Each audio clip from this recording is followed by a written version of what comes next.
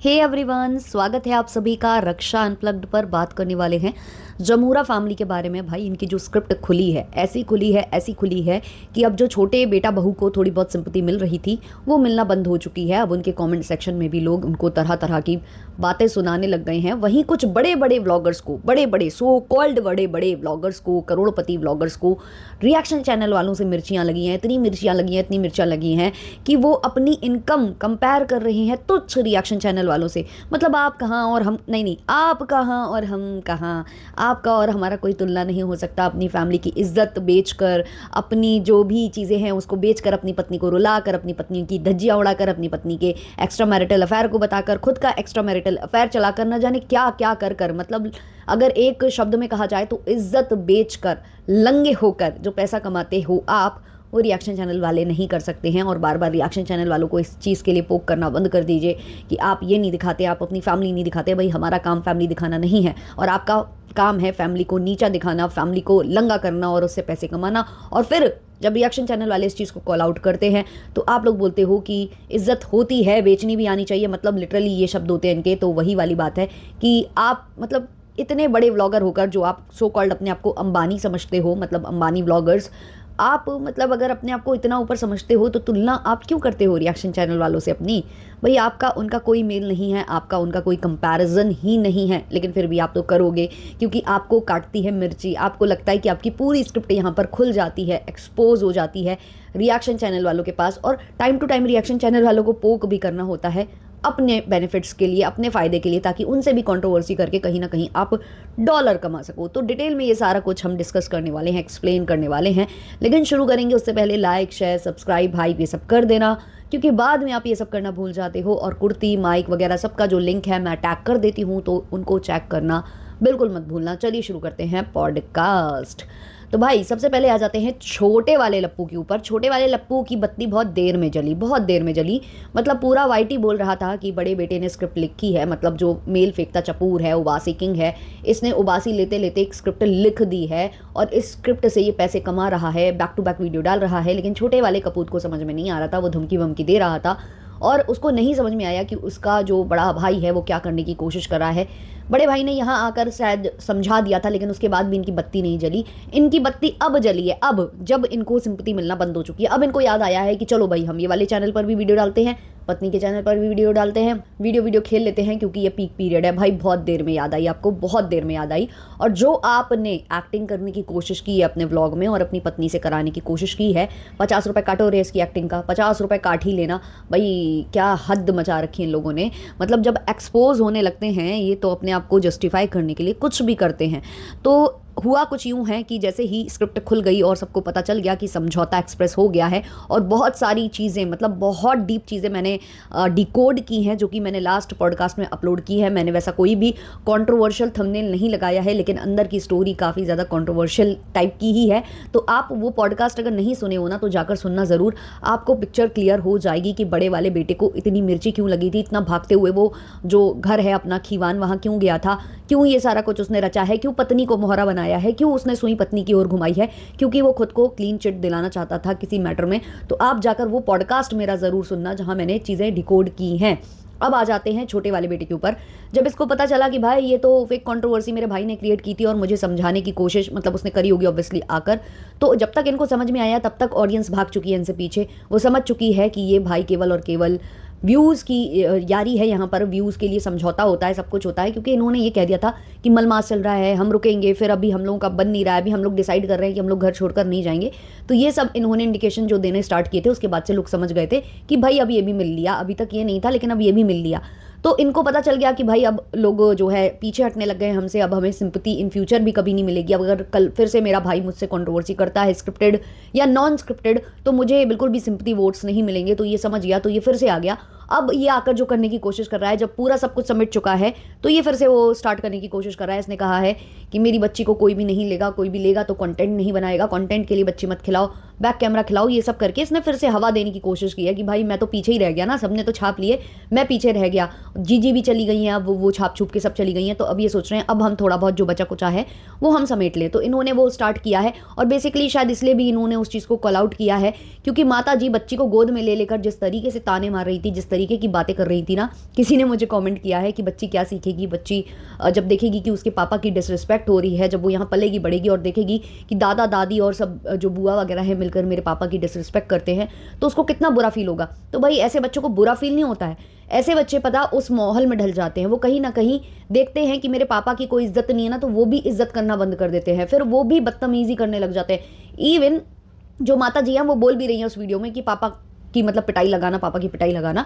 तो इससे क्या हो रहा है कि बच्ची को बचपन से ही आप ढाल रहे हो, सिखा रहे हो कि ये चीज़ करना, आप अभी से उसके कान में फूक रहे हो, फिर वो धीमे धीमे बड़ी होगी फिर भी आप वही करोगे, अपनी जो भी बातें आपको कन्वे करनी होगी या टॉन्ट मारनी होगी आप बच्ची के सहारे दोगे, बच्ची के सहारे ऑडियंस को भी सुनाओगे, उनके माँ बाप को भी सुनाओगे, तो बच्ची का भी मानसिक जो विकास है ना उसी के अकॉर्डिंगली होगा और वो भी इंसल्ट करेगी, वो भी हाथ पैर चलाएगी। वही वाली बात है ना, जैसे आपके बेटे ने आपके पति को पीट दिया, जैसा कि आप बता रहे हो आईटी पर आकर, हालांकि ऐसा कुछ और ही सिनेरियो है, लेकिन ठीक है आप यही बता रहे हो, तो कल को वो बच्ची भी वही करेगी अपने पिता के साथ।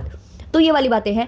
अब बहुत लोग मुझे कमेंट में ये लिख रहे थे कि नहीं जाना चाहिए जो भंजना है, चाहे जितनी कंट्रोवर्सी हो जाए उसे घर से नहीं जाना चाहिए क्योंकि उसकी छोटी सी बच्ची है। तो मुझे लगता है इस दुनिया में ना जाने कितने ऐसे लोग होंगे, कितने ऐसे लोग होंगे जिन्होंने सिंगल हैंडेड अपने बच्चों को संभाला होगा आफ्टर मतलब सी सेक्शन। मेरे खुद के घर में भी ये मैंने देखा हुआ है कि कितनी औरतें हैं जो सी सेक्शन के बाद तुरंत के तुरंत काम पर लग जाती हैं, खाना पीना सब बनाने लगती हैं, मजबूरी होती है, करना नहीं चाहिए, ये चीज़ गलत होती है, करना नहीं चाहिए, बट लग जाती हैं। वो बच्चे भी संभाल लेती हैं, किचन भी संभाल लेती हैं, सब कुछ संभाल लेती हैं अकेले दम, क्योंकि उनके पास ऐसे हेल्पिंग हैंड हमेशा नहीं होता है और हर कोई हाउस हेल्पर अफोर्ड नहीं कर सकता है, फिर भी वो लोग संभाल लेते हैं।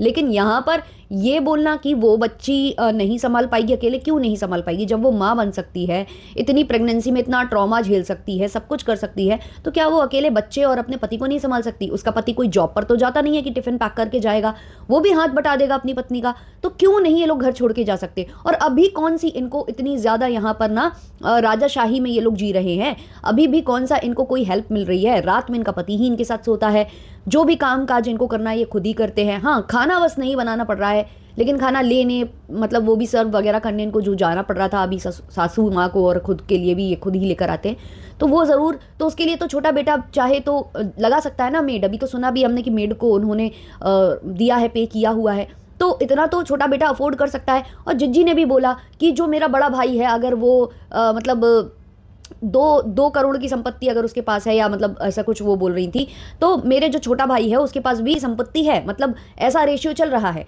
तो ये फिर अगर ऐसी सिचुएशन है कि इतना रेशियो चल रहा है कि बहुत ज़्यादा अंतर नहीं है दोनों की संपत्ति में, शायद यही चीज़ उनको खाई जा रही है, तो ऐसे में छोटा बेटा काफ़ी कुछ अफोर्ड कर सकता है, मतलब वो रेंटेड अपार्टमेंट भी ले सकता है और हेल्पर के लिए भी वो अप्रोच कर सकता है। बहुत ज़्यादा खर्चा जो ये लोग सुना रहे हैं उतना हुआ भी नहीं है, आपने देखा है वो हॉस्पिटल कैसा था, डॉक्टर कैसी थी, सस्ती डॉक्टर थी, ये खुद आंटी कह रही है, हाथ अच्छा है लेकिन कम में काम करती हैं वो। तो फिर प्रॉब्लम कहाँ आ रही है? प्रॉब्लम यहाँ आ रही है कि बहू खुद ये घर छोड़ना नहीं चाहती, ये लोग छोड़ना नहीं चाहते, क्योंकि कहीं ना कहीं उस पत्नी को भी पता है कि मेरा पति ये सब नहीं कर पाएगा, बाहर का काम कुछ भी नहीं कर पाएगा, उससे उतना नहीं हो पाएगा, यहाँ रहकर जैसे तैसे सब कुछ चल रहा है, वहाँ जाने के बाद जब एक एक चीज़ खुद से करनी होगी तो ये नहीं कर पाएगा। दूसरा, बहुत सारी ऐसी महिलाएं होती हैं ना जो अपने घर में चाहे जितना भी कुछ हो जाए, चाहे जितना भी उन्हें प्रताड़ित कर दिया जाए, कितना भी कुछ भी बोल दिया जाए, वो घर नहीं छोड़ती हैं, वो घर छोड़ती ही नहीं है चाहे जो हो जाए। और इसका कारण होता है कुछ, मैं ज़्यादा डीप में नहीं जाना चाहूँगी, मतलब आप समझ जाओ, प्रॉपर्टी और वो सब बहुत कुछ होता है। एक बार आप घर से निकले ना तो फिर उस घर में घुसना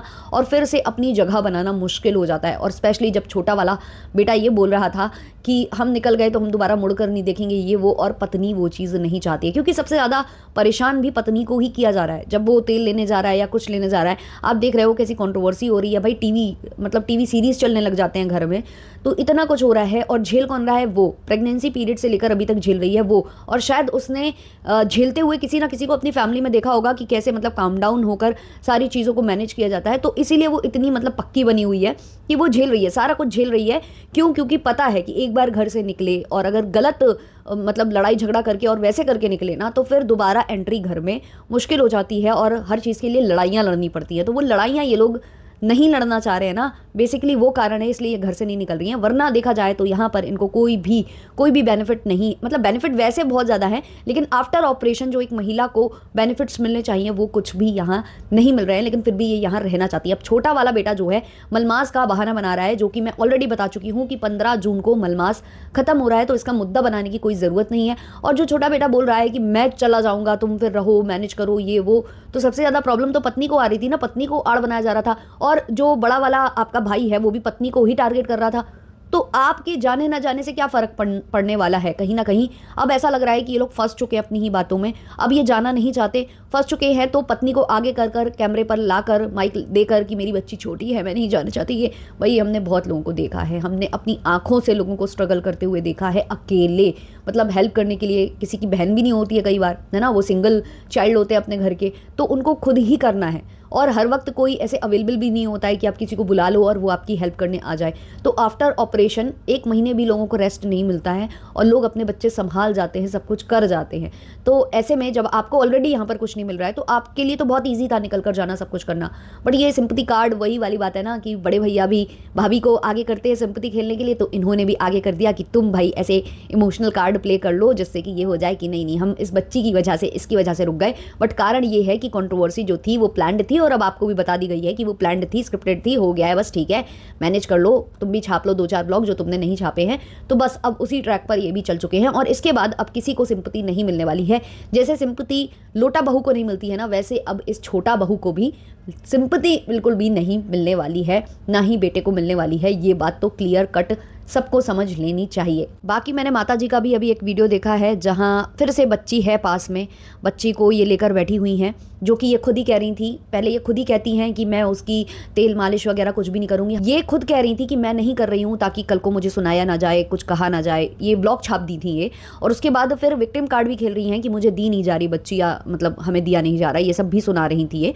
तो वो जो है फिर से बेटी को लेकर बैठी हैं, जबकि बेटा वीडियो छाप चुका है, बेटा वीडियो छाप चुका है कि कंटेंट ना बनाइए, लेकिन वो बच्ची है, बैकग्राउंड में है, उसका थोड़ा बहुत चरण दिखा दिए गए, मतलब नीचे का उसका वो जो कवर्ड वाला वो था एरिया वो दिखाकर, और उस चीज़ को बुनाया गया कि मेरे पास है बेटी। पीछे से बैकग्राउंड में बेटी की आवाज़ आ रही है, सारी चीज़ें चल रही हैं।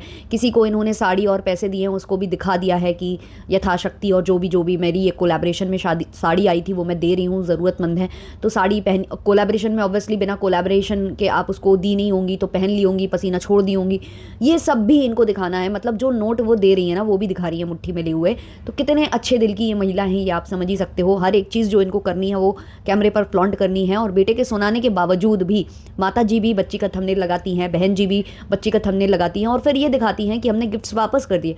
अरे भाई गिफ्ट्स वापस कर दिए, लेकिन उससे 2 गुना 4 गुना ज़्यादा तो आपने व्लॉग में थंबनेल लगा कर उसके पिता से कंट्रोवर्सी कर मतलब हर तरीके से आपने कमा लिए। तो अब और बचा ही क्या ही बचा। मतलब ये लोग कितने स्मार्टली प्ले करते हैं, भोली भाली ऑडियंस को ठगने का प्रयास करते हैं, अपनी बातों की चाशनी में लोगों को लपेट लेते हैं, बहुत ही अच्छे से लपेट लेते हैं।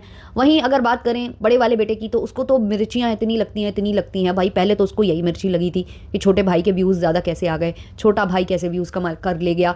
अब उसे रिएक्शन चैनल वालों को भी टारगेट करना है, मतलब उसको हर किसी को टारगेट करना है, क्योंकि वो पक्का जो कहते हैं ना कि जेलसी खोर वाला टाइप का ना, जलन खोर टाइप का इंसान है। उसे बहुत जलन हो जाती है, उसको ये लग जाता है, एक्चुअली लगनी भी चाहिए, क्योंकि रिएक्शन वाले स्क्रिप्ट खोल देते हैं, पहले ही खोल देते हैं। बेचारा कुछ रचता है और लोग खोल कर रख देते हैं, लोग बता देते हैं कि भाई ये ना स्क्रिप्टेड है, तो उसको जलन लग गई। अब वो जलन लग गई है तो वो बराबरी कर रहा है रिएक्शन वालों से कि भाई तुम लोग इतना नहीं कमाते। भाई नहीं कमाते, क्योंकि हमें इज्जत नीलाम करनी नहीं आती है ना। आप लोगों को आती है, मतलब आप लोग तो इतने गैर गुजरे हो ना कि उसकी कोई सीमा नहीं है। खैर उसके बारे में तो मैं स्टार्टिंग के पॉडकास्ट में बोल ही चुकी हूँ, लेकिन अभी एक थंबनेल मेरे सामने आया है, ये वीडियो मैंने नहीं देखा है। इसमें लिखा है, बच्चे के ताने को लेकर लप्पी के एक एक आंसू याद रहेगा, तुम्हारे बच्चे से हम हमेशा दूर ही रहेंगे। मतलब ये पूरी कंट्रोवर्सी समेट चुकी है, एक्सपोज हो चुकी है, समझौता एक्सप्रेस हो चुका है, लेकिन अभी छोटे और बड़े बेटे में थोड़ी बहुत स्टेमिना अभी बाकी है, थोड़ा बहुत अभी और, मतलब जो इन्होंने टारगेट फिक्स किया होगा ना, स्पेशली बड़े वाले ने जो टारगेट फिक्स किया होगा वो अभी कंप्लीट नहीं हुआ है, तो ऐसे कंप्लीट करेंगे। तो पहली बात, छोटा वाला आकर बोल चुका है कि मैंने जो बोला है वो तुमको बोला है, तुमको बोला है, वही चीज़ मैंने डिकोड की है लास्ट पॉडकास्ट में, आप सुनना ज़रूर उस पॉडकास्ट को जाकर। तो मैंने जो बोला है वो तुमको बोला है, तुम इस चीज़ को डाइवर्ट कर रहे हो, भाभी की तरफ इसको घुमा कर ले जा रहे हो, जो कि मैंने कभी बोला भी नहीं है। आगे ये बोलते हैं कि एक एक आंसू लप्पी का याद रहेगा, तुम्हारे बच्चे से हम हमेशा दूर ही रहेंगे। तो दूर ही रही है, दूर ही रही है। आपका साया जिस जिस पर पड़ा है उसको पनौती लगी है, तो आप जितना दूर रहेंगे ना, वो कहीं ना कहीं उसकी बच्ची के लिए बहुत ज़्यादा सौभाग्य की बात होगी। बहुत ही अच्छा डिसीजन आपने लिया है, आप दूर रहिए। लेकिन आप दूर ही तो नहीं रह रहे हैं, आप पास में रह रहे हैं, आपकी छत पर छाया भी पड़ रही है। और थंबनेल पर बार बार उसकी माँ और उसको वो जो आप बैकग्राउंड में या कहीं कहीं यूज़ कर रहे हो, जो भी आप कर रहे हो, मतलब कंटेंट तो छाप ही रहे हो ना उसके नाम का। और क्या चाहिए, एक बच्ची के जरिए कमा रहे हो, एक छोटी बच्ची का नाम यूज़ कर करके उसके माँ बाप को कंट्रोवर्सी में घसीट घसीट के, प्लान्ड कंट्रोवर्सी बना बना कर, है ना, उस प्लान में उनको फिर बाद में शामिल कर करके क्या जो कर्मा सेट कर रहे हो ना, ये तो आपको बता ही देता है टाइम टू टाइम ऊपर वाला, और पता चल भी जाता है। तो वो तो चलता ही रहेगा। खैर, लेकिन आपको उससे फ़र्क नहीं पड़ता है। आपके लिए कुछ भी हो जाए, कुछ भी हो जाए, बस डॉलर्स आने चाहिए। डॉलर से ही कंपेयर करते रह जाओगे ज़िंदगी भर, बट इज़्ज़त कभी उनके बराबर नहीं कमा पाओगे जिनको आप बार बार डॉलर से कंपेयर करते हो, पैसों से कंपेयर करते हो। उतनी इज़्ज़त आपको कभी इस वाईटी पर नहीं मिलने वाली है। और वाईटी के साथ साथ मुझे तो नहीं लगता कि आपकी आसपास भी बहुत ज़्यादा इज़्ज़त होगी। जो थोड़े बहुत लोग आपसे बोल भी लेते हैं बिकॉज ऑफ, मतलब आप क्योंकि बड़े सेलिब्रिटी, छपरियों के सेलिब्रिटी हो, पर आपके पीठ पीछे होते ही वो आपका मजाक ही उड़ाते होंगे।